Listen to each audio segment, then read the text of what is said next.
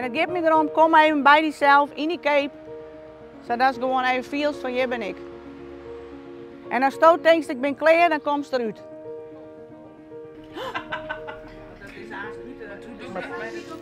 Ik maak die meer rol alvast. Nou, best een klaar voor leren. Nee. Ja, zeker. Nee, Ja, zeker. Ik heb er zin in. We zijn nu bezig met de voorbereidingen voor onze voorstelling, Oer-Iers. De voorstelling gaat over onze prachtige omgeving, de noordelijke Frieske Wouden.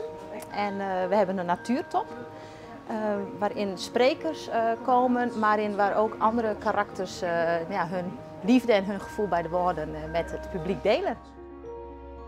Als we dat nog even oefenen, gewoon even kwart. Wie begint er met het gaat over de ontstaan van dit gebied, de Noordelijke Frieske Wouden. En de basis is 10.000 lien, hier meer een ijstijd. En hoe is dat je dan komt, wat voor groen, wat voor steen, wat had dat hier met de meesten die je weet. En natuurlijk ontbreekt er echt net een stukje leefde. Zowel voor de natuur, als voor elkaar, als voor wat er is. Nou, het begin luidt voor mij in januari 2022. Toen had ik het idee dat dit gebied dat het aandacht nodig had vanuit een stukje verbinding. Dus en mijn visie daarover is dat als mensen zich verbonden voelen met de groen, dan wordt er echt wel iets verdwaan. Of bewaren, of verhoren, of koesteren, of leefhaven. Maar het gaat om de wortels. En als de wortels viel, dan krijg je voeding en dan ben je bereid om daar iets moois van te maken.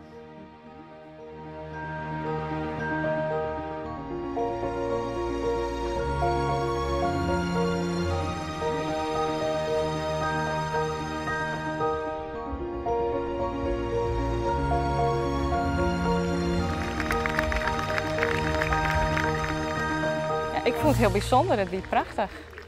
Ja.